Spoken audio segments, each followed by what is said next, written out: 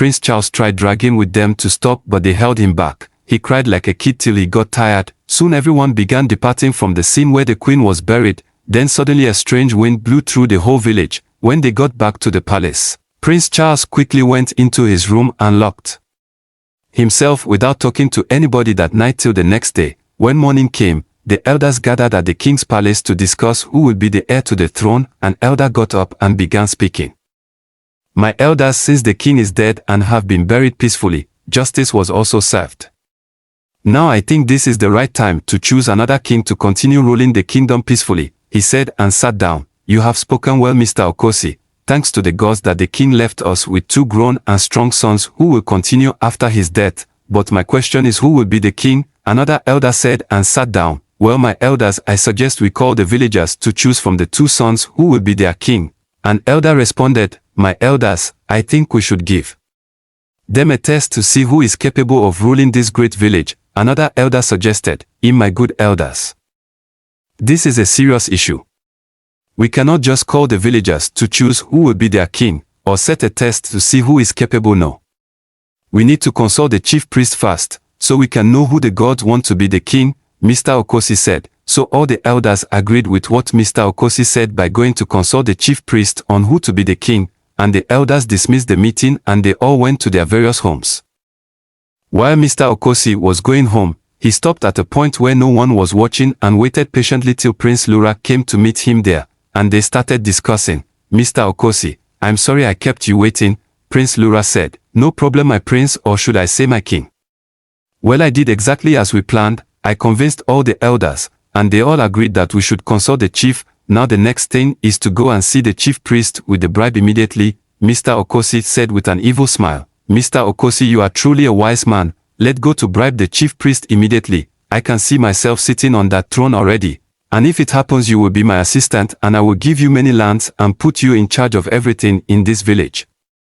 Prince Lura said, "I really want that, my prince. Don't worry, our plan will work and the throne will be all yours without stress," Mr. Okosi replied. So they both went together to the house of the chief priest and they explained everything to the priest. They also offered him 2 goats and a large sum of money. Without wasting time, the priest accepted the offer and told them not to worry. He knows how to handle the situation.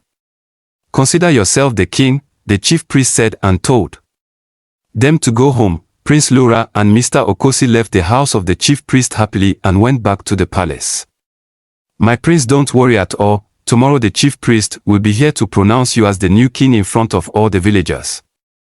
I will tell the town crier to announce to all the villagers, so everyone will be gathered here by tomorrow," Mr. Okosi said and went to his house. The next day, everyone gathered at the palace to witness the choosing of the new king. Soon the chief priest walked into the palace and began speaking incantations. Then he instructed the 2 princes to come forward before him.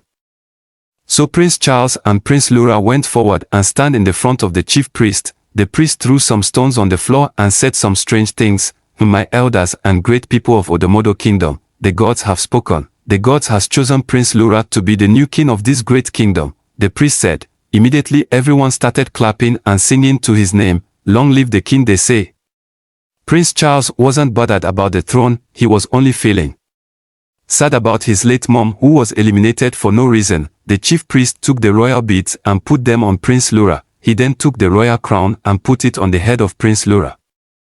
And immediately everyone bowed down and called him king. Drinks were served and people ate and drank till they got filled. They all went home. After everyone left, Mr. Okosi went back to the palace to discuss their successful plan with the new king. "My king, you can see our plan worked as planned. I hope you will fulfill your promise," Mr. Okosi asked. "Don't worry, Mr. Okosi, you are truly a wise friend. I will surely return the favor since I am now the king. Just come back tomorrow," the king said. Prince Charles, who was sad and couldn't bear the pain, arranged his belongings and left the village that night to a neighboring village to stay there for a while. His mom is dead and his dad is also dead. So he had no choice than to leave the village, but before he left, he pleaded with the gods for vengeance against the people who took the life of his parents. After Prince Charles left the village, a strange wind blew through the whole town and immediately the queen's ghost raised from the grave and stood. The ghost walked through the village and vanished into the air. King Lech was happy and still celebrating his victory. The next day the elders gathered at the king's palace for a meeting as usual. King Lura stood up and started addressing the elders. My good elders, I want to say a special thanks to you all for choosing me as your new king. I promise to serve the village peacefully. The Lura said, my king, you have spoken well, and may your ancestors be with you in your new journey. An elder said and sat down. Thanks, and I want to announce that I am putting Mr. Okosi as my new assistant. He will also be in charge of everything going on in this village, the king said. Immediately all the elders began clapping and congratulating Mr. Okosi for his new position. My king, you will live long. I don't know what I have done to deserve this kind of position. I really appreciate this, my king, Mr. Okosi said, pretending. As the discussion was going on, suddenly two villages ran to the palace and knelt down in front of the king, breathing heavily. My king, you will live long. We went to the river to fetch some water, but the river turned into blood completely, the villager said. Abomination. Are you sure about this? An elder asked. Yes, we saw it clearly. This cannot be true. Women, are you sure you saw the right thing? The king asked. Yes, your highness, take me to the river. I want to see this with my own eyes. Abomination.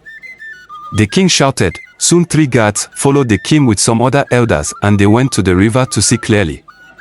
When they arrived, the river was completely changed to blood, just exactly like the villagers have said. This is not right. What do we do now? What do we do now? The king shouted. My king, I think we should inform the chief priest first, Mr. Okosi said. That's a nice idea, Mr. Okosi. I will do that immediately, the king said. So the king instructed 2 of his guards to go and inform the chief priest about the incident. The 2 guards left immediately as instructed. While the guards were on their way to the chief priest, the ghost of the queen appeared at their front with an angry face. The guards became afraid and started running, but the ghost quickly fired at them and they died immediately. The king and his companions were still waiting for the arrival of the guards, but the guards were no longer coming back. What is keeping the guards so long? The king asked. They should have been back by now, another elder said. The king sent 2 more guards to go and find out what was keeping the other guards. So the guards went immediately. While they were going, they saw the body of the other guards lying dead on the floor. They were shocked and wanted to run back, but the queen appeared and struck them too, and they fell and died. The anxious king was becoming more concerned as the 4 guards had not returned. Immediately a villager ran to the king and knelt down. My king, I saw 4 of your guards lying dead on the floor with their heads cut off, the villager said. Oh, my ancestors. What is going on? What is going on? Mr. Okosi shouted. 4 of my guards dead with their heads cut off. Are you sure? The king asked. Yes, my king, sure. I saw them while returning from the farm. Take me there. I want to see if this is true, the king instructed. So the villager took the king to the spot where the guards were lying dead, and the king brought their corpse home for burial. My elders, we just got a message that our rivers turned into blood and now 4 of my guardians were killed without any trace. What is happening? The king asked.